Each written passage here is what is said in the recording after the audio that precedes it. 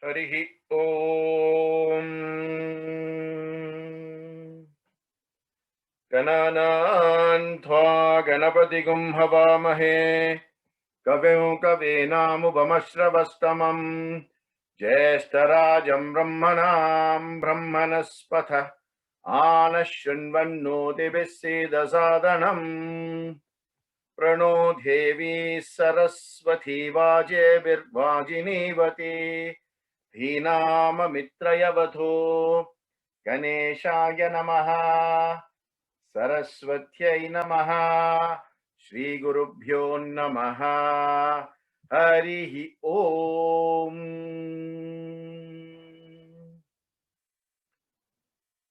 Jnananandamayam Devam Nirmalar Spatikhatrudhim Adharam Sarva Vidyanam Hayagreevamupasmahe Yasyadvarada Vakradhyaya Parishatya Parashatham Vignam Nignamti Satatam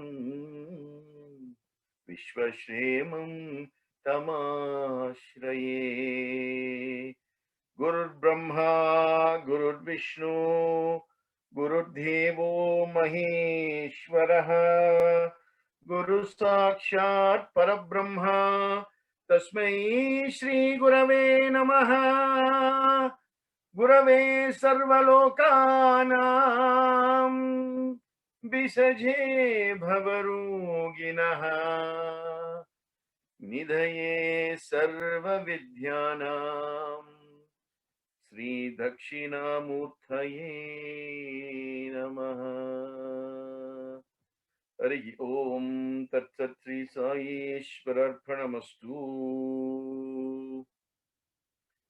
Prapanna Parijathaya Totra Vetaikapanaye Jnanamudraya Krishnaya Gita Mrutadahe Namaha Sarvanopanishad Gavo Dogdha Gopalanandanaha Partho Vatsau Sudhir Bhokta Dogdha Gitamritat Mahat Vasudeva Sutam Devam Kamsa Chanura Madhanam Devaki Paramanandam Krishnam Vandhe Jagatgurum.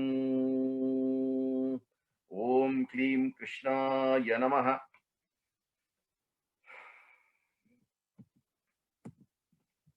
Harihi Om. Welcome to the 7th week of our journey into the battlefield of Kurukshetra, which is this body of ours. This Deha is the battlefield of Kurukshetra, where there is in the actual battlefield. By the way, the Kurukshetra battlefield actually exists in India, right? I've been there. And it's fantastic. If you just sit there and you just place your hand, I mean, it's just a barren land, right? There is a big, huge marble chariot there with Krishna and Arjuna, obviously. You just put your bare hands on the ground and you sit on the ground. Don't sit on the marble, sit on the ground, right? You can actually go back into time and actually visualize the entire war and all the placements that I told you in the first week. Every single thing, you go back and you can actually hear the voices and actually feel what is happening there. That is the power of the spirit that still lives on in the physical place called Kurukshetra, right? You can look up on Google and see where it is and all that. And if you ever get a chance, go there and just sit on the ground, doing nothing, closing your eyes and just going back, right? And you'll be able to see. So we are going into this battlefield where there is a conversation between the Paramatma, Krishna, and the Jivatma, Arjuna. So bringing that to the modern day life, right? Because everything we do, we must bring it back to how it relates to us today. in 2020 and in 2021 and going forward, right? It's no point telling a story no more. Please stop telling the story. You have to go through some transformative application, right? Knowledge without application is like food that is not digested, and you know what happens with undigested food. It gives you all sorts of complications, right? So this body is the battlefield of Kurukshetra. What is Arjuna and what is Krishna in this body, right? So the body is Kurukshetra, the mind is Arjuna, and the intellect is Krishna. So at all times, if you want to win the battle between negative forces and positive forces, or the battle between right and wrong, or the battle between good and bad that happens every day in every single Jivatma born, right? Whether that battle is in the thought, or the battle takes place through the words that you speak, or through the actions that you perform, it is nonetheless a battle, and there has to be an outcome which must be sattvic, which must be, right, on the basis of dharma. That's why the Mahabharata was called as a dharma yuddha, right? Dharma yuddham, right? The war to re-establish righteousness, right? So there are many players in there. So your faculties, your senses, are also the players. Unless the intellect correctly directs the mind, you will not be able to control the senses. And that is why I said to you in the first week, Krishna is holding the reins from the 5 horses. I told you the 5 horses are senses, and he's holding the reins, and he is intellect. He is buddhi. Buddhiswarupa. Klim Krishna. Right? That reins, I told you, is viveka, or discrimination. So unless the intellect directs the mind to exercise sufficient or adequate or proportionate discrimination, the senses will never come under control. Okay?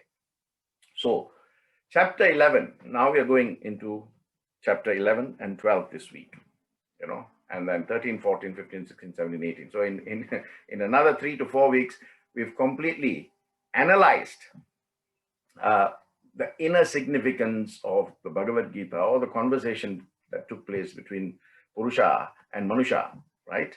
So that you can apply some of these teachings in your life, and you can then pursue what may have been a stunted journey so far in terms of your spiritual journey, and you can continue it, and then obviously bear fruits if you do it, to the end, with the same amount of determination and perseverance that Arjuna had throughout the battle.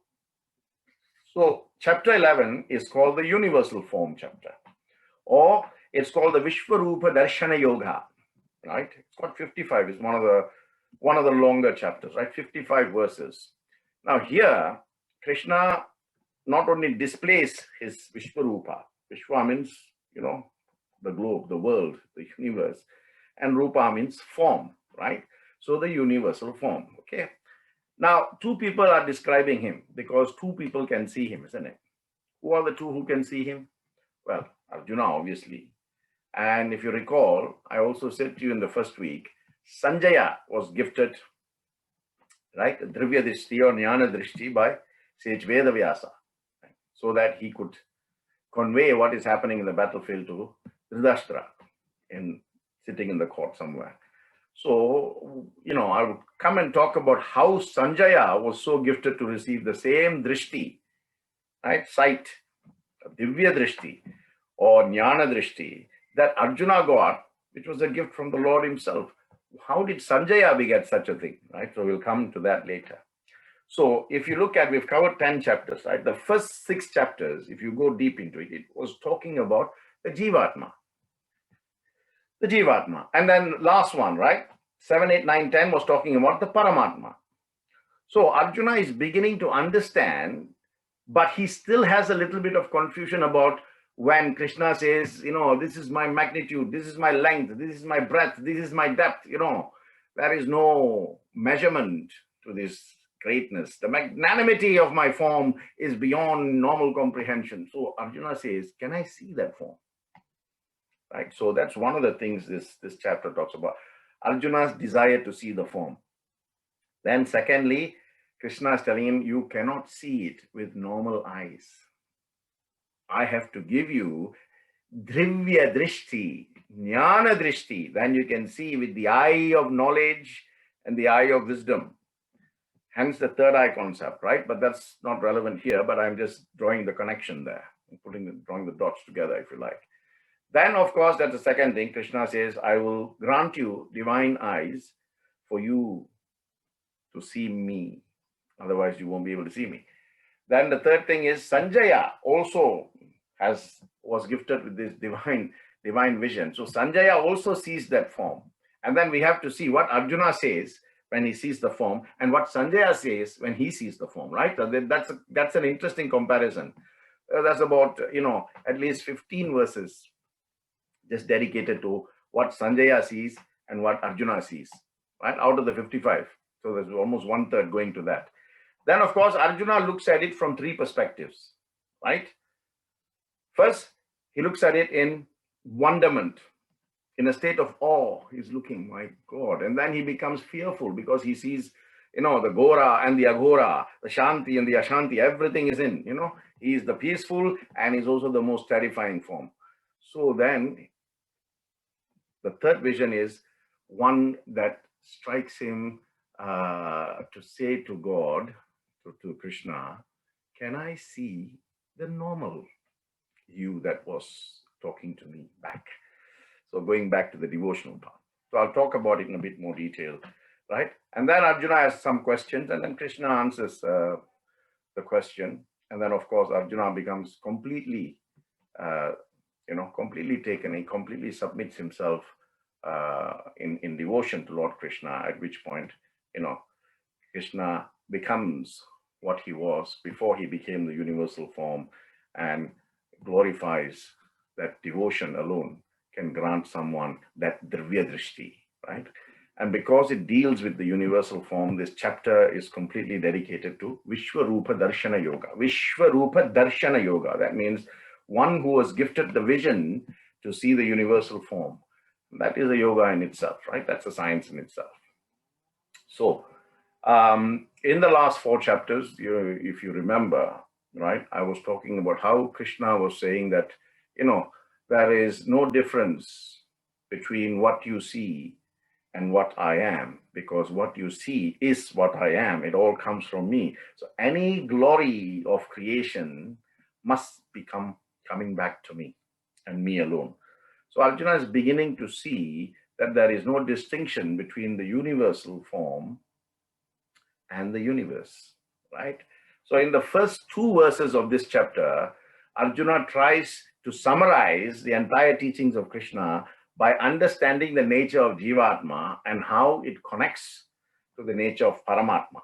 Remember I said the first six chapters all to do with Jivatma and then the last 4 chapters do with Paramatma. Now, although Arjuna has got this teaching, phenomenal amount of knowledge has been given to Arjuna, right? Phenomenal amount. But he's still a little, of course, you're praying for so many years, you're praying to God, right? One day, if that Lord materializes in whatever form you have been worshipping, right? Because it's a conjecture of your mind, right? Whatever form. The form, as I said, must lead to the formless, right? So whatever form you are praying to, let's say the form appears before you and sits you down, right? And gives you that jnana for 18 hours non-stop. You will have questions. You will definitely have questions because the length and breadth of your understanding cannot be measured by the explanation given by the Purusha. So, although he has received this phenomenal amount of knowledge, Arjuna cannot understand or appreciate the universal form because he had some mental blocks. He could not see the entire universe inside the Krishna in front of him, nor could he figure all that coming out of Krishna that he knows that is in front of him. So he prays that, I would like to see this form. Can you allow me? Can you gift me this divine vision? Then Krishna says, okay. But like I said earlier, you won't be able to see me with normal eyes. You won't be able to see me with human eyes. I will have to give you jnana drishti or drivya drishti. And so Krishna touches Arjuna's eyes, and Arjuna could see everything, right? At that stage, Krishna was still Krishna, right? He hasn't grown into that, or hasn't manifested into the Vishwarupa yet. But Krishna is telling him, although I'm going to show you the universal form, Arjuna, you must understand that the universal form is not a special form of the Lord. It is the Lord as the universe. As such, it is available all times, because the universe is available all times. It is the Lord as the universe. Hence, if I am the universe, I have a universal form. So you see, it's there all the time. I don't have to show it, because there is no distinction between that and me and that, right? But because you ask, I have to give you that gift, right? But why can't we see it? I mean, if it is so simple, right? If the Lord says the universal form is not so special because I am the universe, therefore I'm always there, and you are in the universe. So you are in me, therefore you should be able to see me. So why do we miss this divine sight? Why do we miss it? Because we have such a narrow outlook of the world. Once we refine our mind and look at the universe the way we see God as the universe as God, then we begin to have that drivya drishti, and jnana drishti will come. Divine vision will come when we get that jnana, not to discriminate between him and the universe, and not to distinguish between him and any of his creation, right? The Lord's stamp as the creator is there in all. From a blade of grass to the farthest star. As I know, Swami always says, isn't it? Not even a blade of grass will move without my will. Exactly. Blade of grass, Swami has said, blade of grass, Krishna has said 8,000 years ago. Same thing, right? So only such a mind which is always in tune to see the Lord will beget that divine vision behind the fleshy eyes. It is such an eye that the Lord granted to Arjuna. So, before we say what Krishna or what Arjuna sees, now the Lord is beginning to his form is beginning to manifest, right? He's growing. Now, Sanjaya, of course, as you know, he was given the divine vision by Vyasa. Vyasa, as you know, was Dhritarashtra's great-grandfather, right? Was Satyavati's first son. Anyway, begotten as a result of some divine energy with Rishi Parasar. Anyway, Vyasa's devotee was Sanjaya, and Sanjaya was also Vyasa's Veda Vyasa, so Vyasa Rishi's student.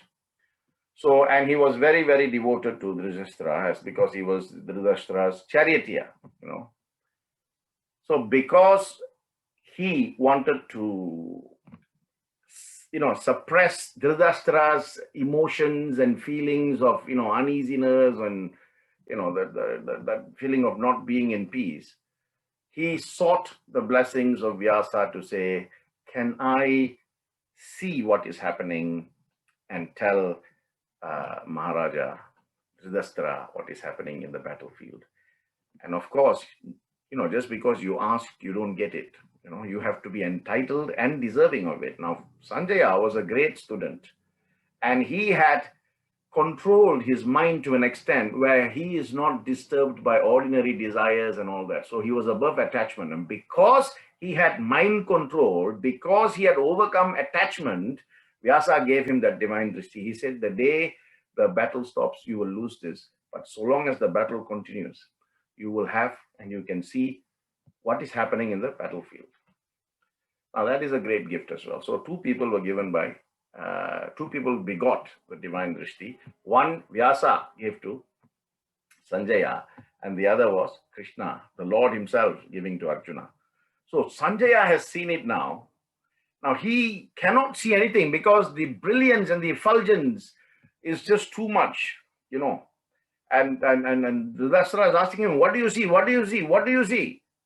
And Sanjaya is saying, he's telling Dhritarashtra, if you can picture 100,000 suns shining together, having arisen together, that is what I'm looking with all the ornaments you can imagine. So Sanjaya saw such brilliant light that he equated to 100,000 suns rising together in its optimum. Right? Now, you must understand that sometimes, even though you can see some things, you cannot see beyond a certain thing. That's because of something called your mental block, or because you don't have the right sort of outlook, right? So Sanjaya, despite having that divine vision, could not see anything else other than this bright light. So he's telling, it's like 100,000 suns. I can't see the effulgence, the tejas of the light is far too bright. And you know what happens when your eye sees bright light? You tend to close it, and you tend to not want to see, and you tend to block your vision and all that. So Sanjaya could not say much except to say that what he saw was, just fantastic, like 1,000 suns, the brilliance, the brightness of 1,000 suns. Then we go to Arjuna. What did he say? Arjuna's appreciation of the universal form, I told you, takes place in 3 different stages, right? Or 3 different phases. The first phase, as I said to you, is one of wonderment. Arjuna goes through these 3 phases. First wonderment, then fear, then he subdues to devotion, right? Arjuna begins to see, as Krishna is going, he's seeing all the beings in the cosmic body of the Lord.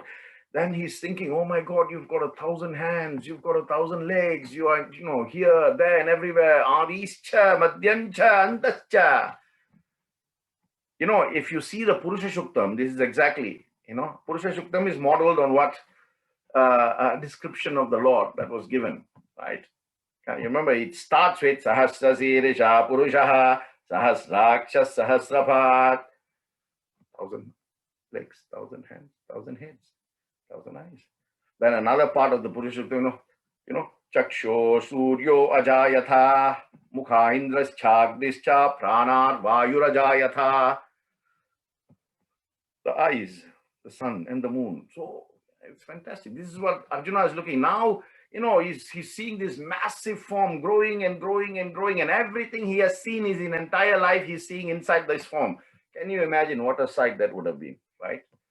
What a sight that would have been. That is why you cannot see it with normal eyes. Whom you see it. He's been given this, so he's seeing. Now Arjuna is looking at Krishna's mouth. So it's growing, and his attention is looking at the mouth of the Lord, and out of that is Kala. Kala is time, death, with blazing fire, protruding teeth. The Lord's mouth evokes terror in all, including Arjuna, who was frightened, right? He sees the whole world being scorched. This is just the mouth. Whole world being scorched by the fire called time. Kala Titaha is one of the names given to all God forms, right? Om Sri Kala Tithaya Namaha. Whether it is a male God form or a female God form, right? Shiva or Shakti, you'll always find this Kala Titaha, right? Because it's standard, right? And of course, things coming out of the mouth, there are things going into the mouth, It's all simultaneous. This is creation and dissolution, creation, preservation, destruction, creation, Shristi, Sthiti, Laya, creation, preservation, and destruction. And all this, when Arjuna sees, he gets scared, and he gets a bit confused. Now he's doubting, is the Lord a friendly father, or is he a terrible destroyer? Because I can see both, and I'm not sure what he is, and I'm not sure what to make of this, So he's not able to appreciate what he is seeing, and he's now, taken over by fear. And this is the second phase where he goes into fear, so he cannot appreciate it in its actual context. So the Lord is telling him, this is me. I am the creator. I am the sustainer, and I am also the destroyer, right? But if you take it from an energy perspective, I create good energy. I sustain that energy. And I also destroy all other bad energies, provided you stay tuned. You stay tuned to me. but we don't just tune into Lord Krishna or, whatever God form we are praying to. We always want to go what is happening in other stations. I'm talking about a radio here, right? Metaphorically speaking, right? One station, okay, song not good, move to other station. Not good, move to other station. So at the end of the day, you have not listened to any one station in complete full. You listen to so many stations, and so you never really got the joy of listening. So Krishna tells him, don't misunderstand. I am the creator, right? I am also the preserver, and I am also the destroyer. When the time comes for people to go, I will find instruments and things to make that happen. If it's not time to go, then I will preserve them until that time comes. So this is where karma comes in, right? I will not get involved in karma. But yes, of course, I showed you 4 different ways in my previous sessions on how you can overcome it, right? In Jnani. Now then, Arjuna is beginning to understand. And the third phase is true devotion to Lord Krishna, born out of the right understanding, right? So Arjuna now begins to have that right understanding and sees the Lord. And when he sees the Lord, everything else becomes insignificant. When he sees everything else, then the significance of the Lord is missing as far as he is concerned from what he is seeing, right? So what is the message for us? See the Lord. Everything else is insignificant. When you give significance to everything else, then the Lord becomes insignificant. So the choice is verily yours, oh man. That is what the message is for us. So Arjuna says, okay, please withdraw this universal form and show me what you were before you became the universe itself. Hence, Vishwarupa Darshana Yoga, this chapter, right? Universal form could be seen by Arjuna because of his devotion. So how does it relate to us? Question comes, so if we are devoted, can we see? I'll say yes. But what is your definition of devotion? That I'm interested to hear, right? What is your definition of devotion? Okay. Through devotion, the devotion must act to purify the mind. Once the mind is purified, there is no distinction. Just like in the eyes, you don't see the difference between the Lord and the universe. In the mind, you don't see the difference between the Lord and entire creation of his, namely man and animals. All objects, animate and inanimate. When you have that samadrishti, that equanimity of vision, then you will see him in everything. And that is your vision of his universal form. Because you have now understood, right understanding, remember? Right understand. Now you have rightly understood the true nature of the Lord, because you can now appreciate this is God, that is God, he is God, she is God, that it is God. Everything is God. Sarvam Krishnamayam. Sarva Jagat Vishnumayam. Like that. Then yes. If you just have devotion, that means you're praying, 4 times a day, 7 times a week and 365 days a year. That will not get you. Devotion is a means to the end. The end is mind purification. The same thing, right? You can burn your karma in the same way, right? When you become a jnani, and you're at that stage where you're vibrating, you don't see any difference between God and any of his creation. Then yes, right? So that's why Krishna tells Arjuna, do actions for my sake. Arjuna, oh Partha, oh Gudakesha, oh Kunti Bhoja, you do everything in my name. Do all the actions for my sake. Be my devotee. I should be the ultimate goal. So be detached from the world. Be free from all types of hatred. Be free from the 3 modes. And then you will reach me. Arjuna looks at the form, then after he comes back to his normal self, he's telling Arjuna, this is what should happen.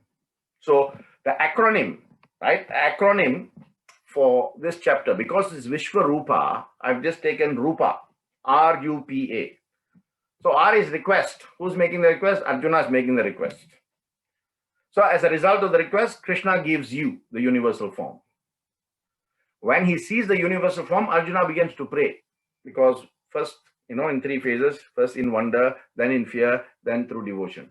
So, and then finally, he looks at the armed form, the 2-armed form that Krishna was when he came to Arjuna. right? So this is Rupa, the acronym for chapter 11. So what is R? Let's look at R first. R is the request, right? Now, some people might be wondering, why is Arjuna asking to see the universal form? What is the point? You know, when you, for example, right, bringing you back to modern day, if you don't understand what is being said to you, you want to see something, isn't it, that will make you understand, that make you appreciate the concept. Exactly, that's what happened there, right? The moment he saw Krishna and what he had no other doubt that this is the supreme personality of Godhead. This is Krishna. This is the universe. Now I understood. Also, the standard here, right? If you claim to be God, then you must be able to show your devotees what you are or what you truly are. So that perhaps is another example of why Krishna allowed Arjuna this divine vision. Not just because Arjuna asked, there are also other significances, right?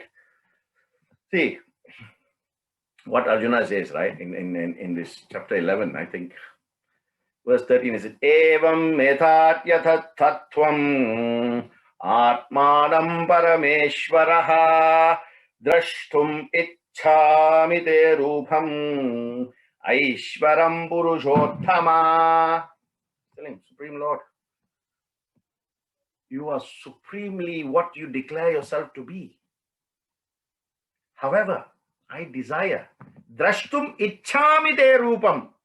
I desire to see that cosmic divine form. O greatest, Aishwaram Purushottama, O greatest of persons. My God, you know.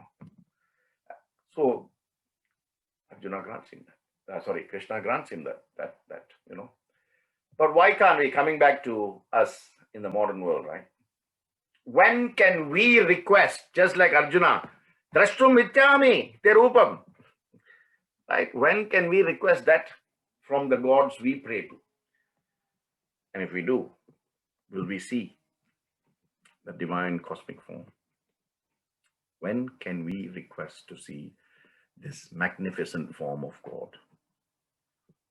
When you are in a state of Purna Sharanagati and Purna Bhakti, Parabhakti, Parasharanagati, when you are at that level of complete and total and utter surrender in total and utter devotion, that at that point in time. So you ask me, I don't understand, brother. Give me an example. Prahlada. You become Prahlada, and if you say God is in that tower, he'll come out of that. God is in the ceiling, he'll come out of that. But you must become like Prahlada. Against all odds, at all times, despite whatever challenges, he never lost that faith. Narayana Namaha. That's surrender. So that's the simple truth of this matter, dear brothers and sisters, right? If you can become and live like Prahlada, who was totally in harmony in his thoughts, words, and actions, then you can demand, because the gods are slaves, Bhakta Vatsala, you know, they are slaves to divine devotion.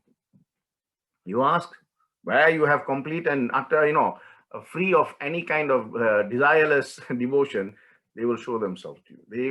They will do what you ask them to do. Simple as that, right? Forget everything else. Today, if you want to take home anything, right, I must become like Prahlada. How? In my thoughts, in my words, in my actions. When I am vibrating at the Prahlada level, then I can say, Narayana, show yourself. Durga Devi, show yourself. You will see. Right? Because you are calling that divine form, with a name, they will come to you in that form, in that name.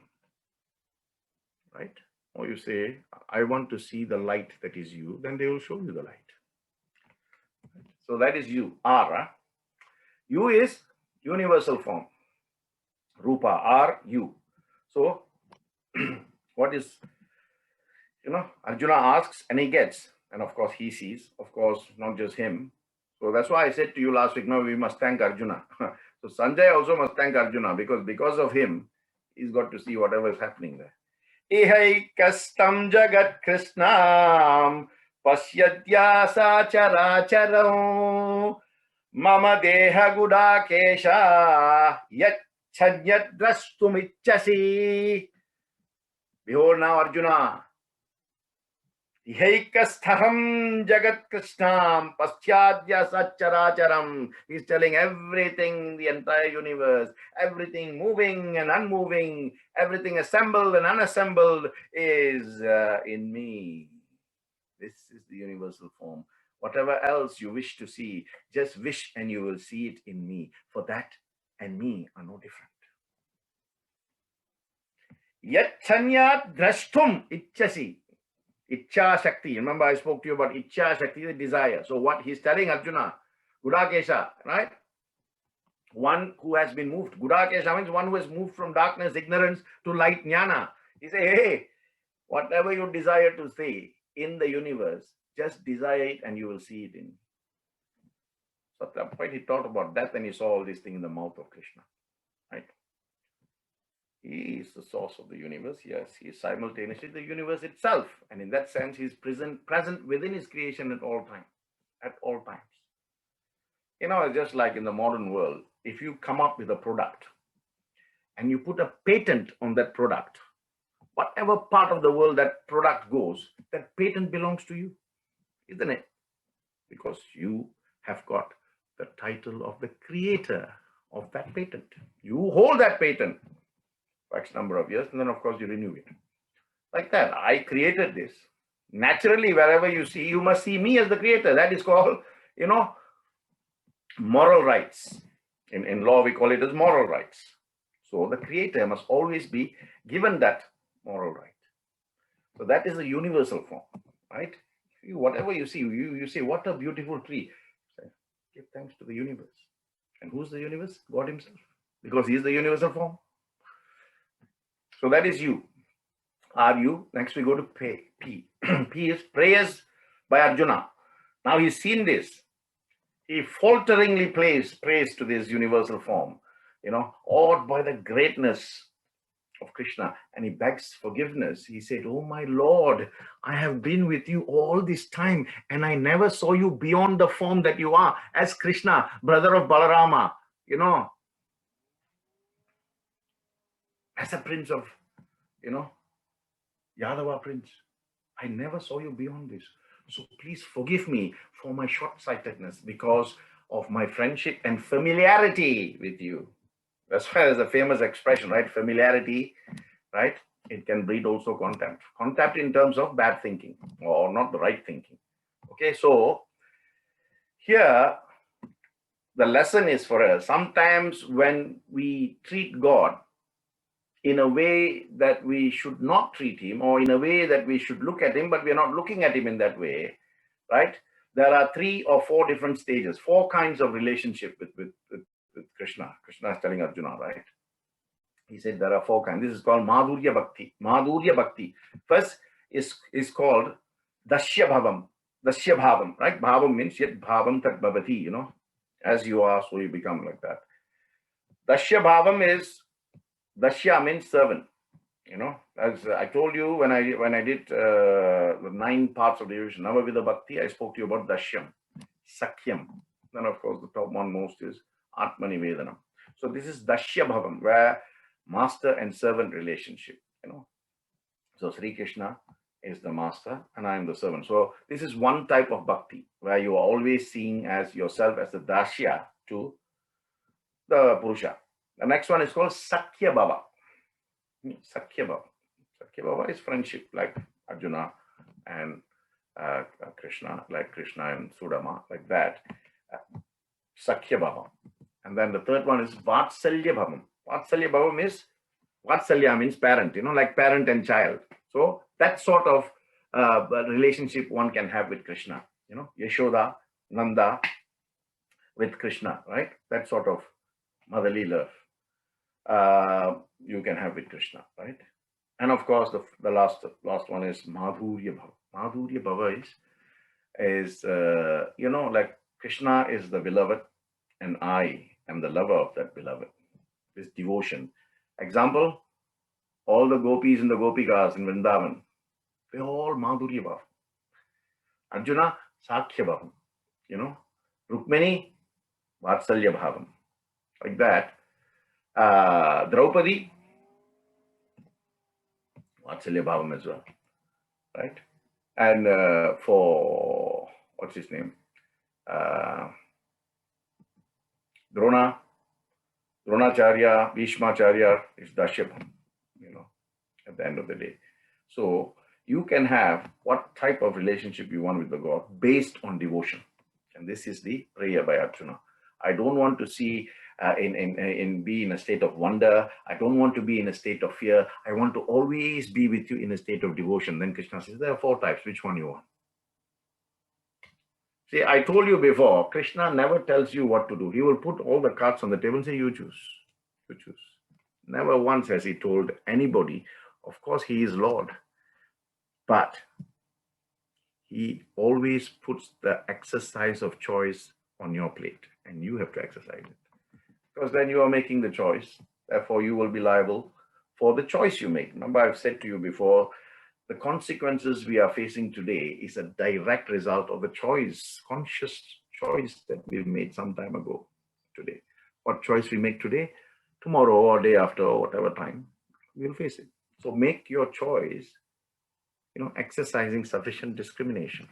Okay. So last one was A, R-U-P-A. A is the armed form. Arjuna, because of his fear, he requires the Lord to come back to his Manusha Rupa, right? So he says, please come back to your human form.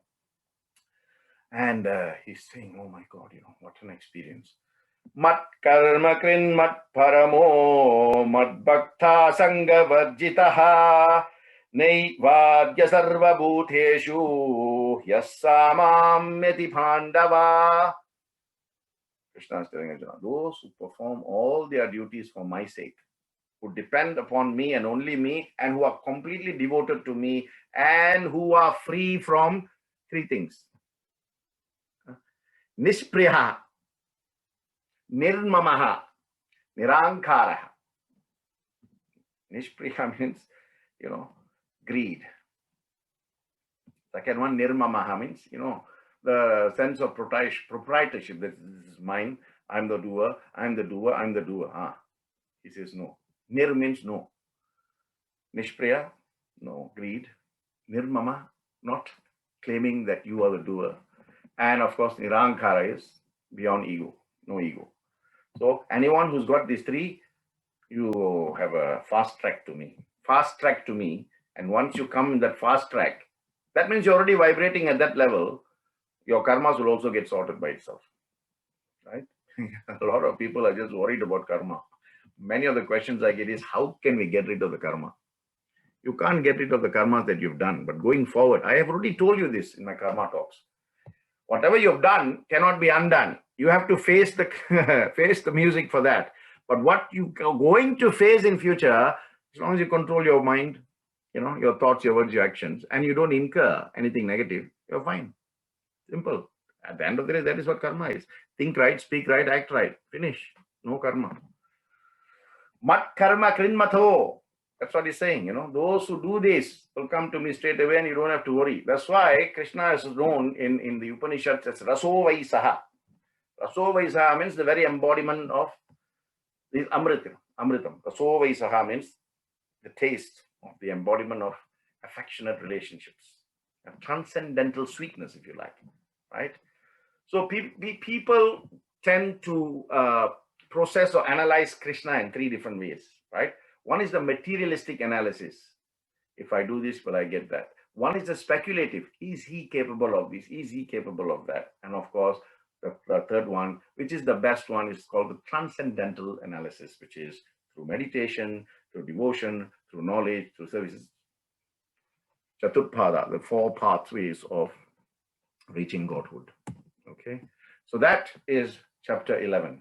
Now, having given him that drishti of what he is, the next chapter is aptly titled as Bhakti Yoga, or Path of Devotion. See, I told you it's a fantastic science, how they all flow, this whole thing. Then even 13, 14, 15, 16, 17, 18, right? You'll see. So Bhakti Yoga, on Arjuna's request, Krishna tells him about Bhakti Yoga and how devotion can help a person to reach moksha. connection between bhakti and moksha. And of course, he also explains the different stages of bhakti. So Arjuna's first question, right? So much is being said about devotion. Krishna, can we reach you only through devotion? Then Bhagavan Sri Krishna talks about the 5 stages of bhakti. Prasada buddhi, Ishvara prana buddhi, Ishta devata upasana, Virada upasana, Akshara upasana, or Jnana yoga. So he talks about these 5 and we'll talk about it shortly. Then he says, what are the characteristics of the Parabhakta Lakshana? That means the perfect devotee, right? What are his characteristics? You see how easily everything is being described to us.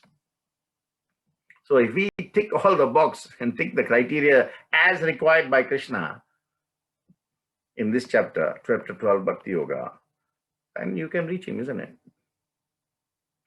That's why it's very short. It's only got 20 verses. And of course, it's talking about Bhakti Yoga, so its chapter is called Bhakti Yoga, right? Path of devotion, right?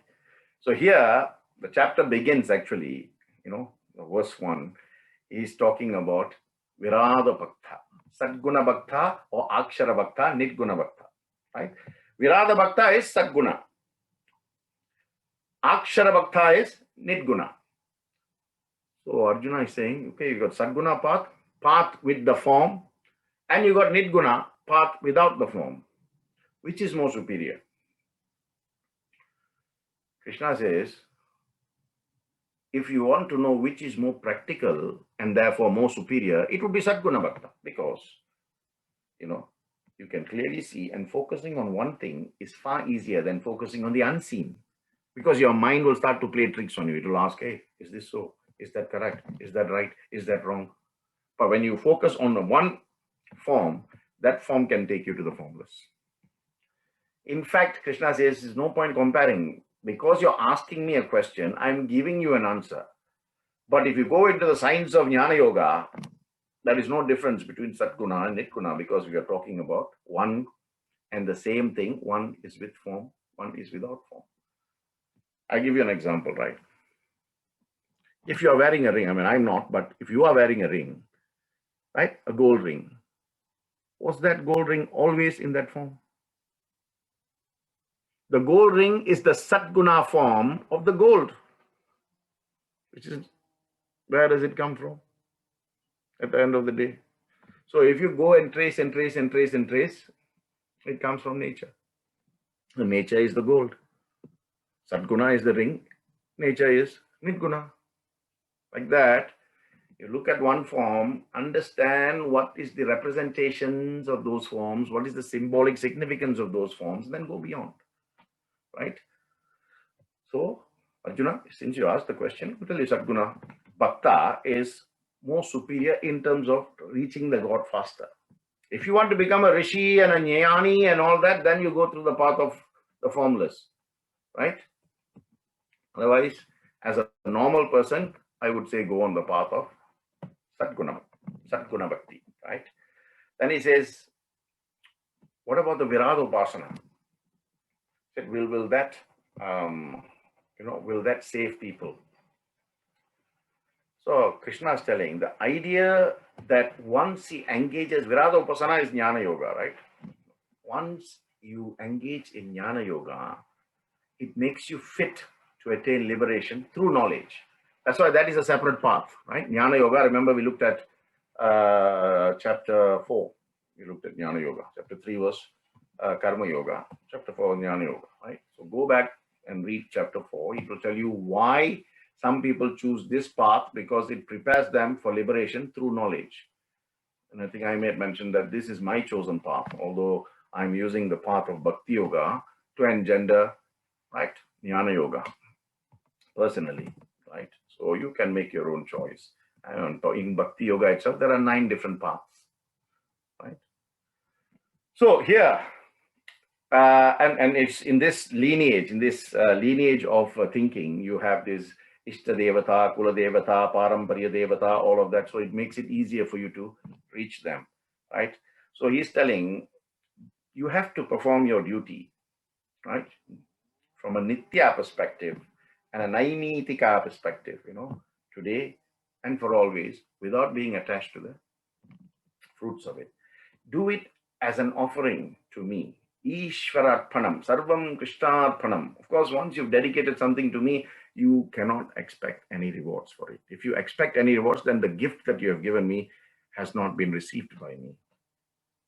If you say all goodness to you, right, all credit to you, all merit to you, all award to you, all reward to you, all recognition to you, then it's mine. When it is mine, you do not suffer the consequences of your desires, of wanting the merit, wanting the reward, wanting the award, wanting the recognition. Because I have taken all of that. It's so easy, isn't it? But yet, being the human being that we are, we cannot really give it up, give it away. So we suffer the consequences.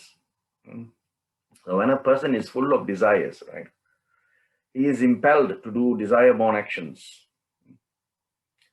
Karma kamya. But what Krishna is saying, exercise jnana kamya.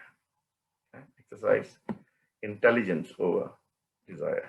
So Krishna says, even if you are always bound by that,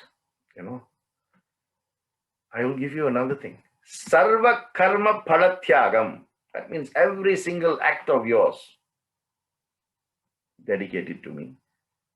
And slowly and surely you will come around your desire-based life. Gift everything to me. Right? Don't give some things and keep some things. Gift everything. Sarva karma phalathyagam. Every single act of yours. And when I say act, I just don't mean physical act, okay? I mean act in your thoughts. I mean words, which becomes actions when you speak. And of course, whatever you do in the form of actions, right? Conduct, right? And that's, when you do that continuously, you become a karma yogi. A karma yogi becomes fit for jnana yoga. A jnana yoga makes you fit for moksha or liberation, right? So he's telling, if you go through sarva karma phalathyagam, that means you're dedicating everything to me, but you're still not living with, what we call principles of dharma, right conduct, then that is a lower level of bhakti. Lower level of bhakti. You will still reach me a bit slow. But you must understand that a parabhakta, the best form of bhaktas, have certain qualities. So Arjuna now asks, what qualities are they? First, they must have something called sadhanam. That's why you see within the Sai organization, we have lots of sadhanas for us to do. Right? Like now the reading of the Tapovanam, that's a sadhana. And then of course the 9-point code of conduct is also a daily sadhana for us, or weekly sadhana, or monthly sadhana, some of the things. Some are daily, some are weekly, some are monthly, some are at all times, okay? Secondly, the parabhakta must have some natural qualities or characteristics for him to engage in the sadhana so that collectively they reach me. So now Arjuna is intrigued. Now he wants to know, tell me about the positive and tell me about the negative qualities. So Krishna says there are 12 positive qualities and there are 12 negative qualities, right? So if you go into chapter 12, you'll be able to see this in different stanzas. Basically chapter 13 to chapter 20, not chapter 13, sorry, verse 13 in chapter 12 up to verse 20, 20 verses only, right? So he says, you want to know the positive characteristics? They are friendly people, Maitri. Karuna, they have compassion. Samatvam, they have equanimity. Shama, they have forbearance or the quality of forgiving. Santushti, they have contentment. Yathatmatvam, self-control. Yathatmatvam. Then they have Dhritanishchaya. Dhritanishchaya, that means firm self-conviction or self-knowledge. Bhakti, devotion. 9, gentleness. 10, suchitvam, purity. 11 is something called dakshatvam. Dakshatvam is resourcefulness. And udasinatvam, that is impartiality. So 12 qualities. Oh, wow. These are the 12 qualities. So you can see how many of these qualities you have and how close you are to becoming a parabhakta from a, narabhakta to a marabhakta to a parabhakta.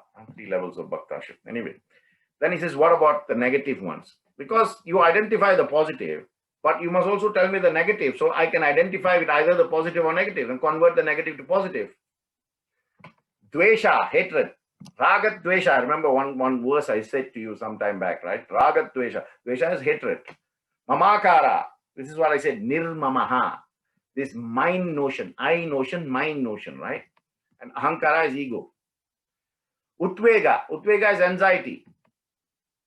Harsha. Harsha is elation. Amarsha is envy. Harsha is elation. Amarsha is envy. Bhaya, which is fear. Apeksha, which is total dependence, even though you can be independent. Arambha, which is selfish action. Arambha. Shoka, which is grief. Kangska, which is desire. Kangska. And finally, something called pairs of opposite. You have comfort, discomfort, honor, dishonor, like, dislike, that is a negative quality. You must not have that, because you have to see everything in samadrishti, equanimity. And Krishna concludes this chapter by saying, look, those who follow this teaching with faith, keeping me as the only goal, are very near and very dear to me. And once they surrender, I cannot do anything until there is total surrender. Total surrender. But I told you, even Draupadi was not totally surrendering, because one hand she was holding the sari, and in another hand she was saying that even then she was putting him in different postcodes. So every time he had to come, when she changed the postcode, he had to go back and come from the new postcode. And then, much later, but he didn't let her down. And the sari grew and grew and grew and grew. So he said to her, you should have just called me from your heart. Hridayat Tinvasa. Instantaneously I would have materialized. But you put me in Vrindavan, you put me in Madura, you put me in all these places. Therefore, I had to come from there, because that's where you put me. Put me in your heart, make me reside in your heart, and there I shall always be. So that is another thing for us to do, right? Take away God from the postcode given. Where is Swami Puttapati? Then you have to go there and see him, right? Don't give him a postcode, right? Temples have postcode, but the God that lives in your heart doesn't need a postcode. Therefore, move him. If you have given him a postcode, move him from outside to inside. Then your view from an external perception becomes internalized. Then you have something called inception. Right? Through inception, you can have reflection. Through reflection, you can engender inflection. And there you become something else. So what is the acronym for chapter 12, Bhakti Yoga? It's very easy. Bhakti is to reach God. So the acronym is God, G-O-D, G-O-D, God. What is G? G is Godhead. What is O? Options. What options are there for us to become closer to Him and for us to reach Him? And D, disposition. As a Bhakta, what is my disposition to God? How can I reach Him? So let's look at this in a little bit more detail now. Firstly, G, Godhead. Is God personal or impersonal? So Krishna is talking to Arjuna about, their discussion goes somewhat from something to impersonalism. It seems to be a recurring theme in the conversation between, these two characters, Krishna and Arjuna. And one may wonder why, one may question why, right? The essence, basically, the essence of our being is to be happy or joyful. See the word puja, when you say I'm doing puja, the word puja means doing something that gives you joy. Puja, right? So the essence of human beings is to be happy. That is called Anandamaya Vyasat. Anandamaya Vyasat. Anandamayi Bhagavan. E Premamayi Bhagavan. O Bhagavan. Sai Bhagavan. Anandamayi. So, whatever you've been asking for God, right? Just ask for joy from now on. Joy when I see you. Joy when I see anything that is connected to you. When you start to think like that and you start to perceive things like that, you see the difference that happens in your life. Don't take my word for it. Actually, try this out. Right? See everything in everyone and everyone in everything. When you do that, you will see him in everything and in everyone. Very simple. So for a relationship to exist, there must be, one subject, one object, and a reciprocity between the subject and the object, right? That impersonal notion of oneness, that is what Godhead is all about, right? If you go into personalization, then it cheats the individual of true happiness. Because from Ananda Vyasa, you can become Paramananda Vyasa, even higher. A complete bliss at all times. Complete bliss. Whatever happens, you're indifferent. That's another yardstick of measure, by the way, right? Whatever happens, you're indifferent. Some people say, whatever you say to this guy or do to this guy, he doesn't do anything. He's like a stone, like a tree. Maramashtaka, or in Tamil they say Maramanda. This guy is like, beyond help. No, actually, the guy is vibrating at Anandamaya Vyasa. We cannot see it. So we put a characteristic, we put a definition, we put a quality there. But he's vibrating at a different level. So you can do that. Yetu sarvani karmani mai sannasat matpara anan yenaiva yogena mam dhyayanta upasate. This is 12.6. Right? And 12.6 and 7 talks about this. Anandamaya Vyasa. Tesham aham sabuddhatha mrityu samsara sagarat bhavami nachirat partha mayyaveshtat chetasam. Those who dedicate all their actions to me, right? Making me, this is repeating itself, right? Making me the supreme goal, worshipping me, meditating me with such exclusivity, I will swiftly deliver them from the ocean of birth and death. I will swiftly deliver them from the ocean of birth and death, for they are consciously united with me. Consciously united with me. Every living breath you are united. Prahlada, I told you earlier, nothing can be more clearer as a message to you today. Become Prahlada and you can see the universal form and you become one with the Lord. That is G, Godhead. Love, pure love. Pure love. O, G is Godhead. O is for options. See, they are so compassionate, towards us human beings. Here, Krishna is actually demonstrating his magnanimity and understanding. And I know what the Manushas are going through with their mind and Maya. Manas and Maya will never let you get to Bhakta. Will never let get the Bhakta to reach the Purusha. So he says, don't worry. I will give you options. Right? Fix your mind on me alone and surrender your intellect to me so I can direct your intellect. Then you will always live in me. Then there is no problem, right? Arjuna says, what if you can't do that?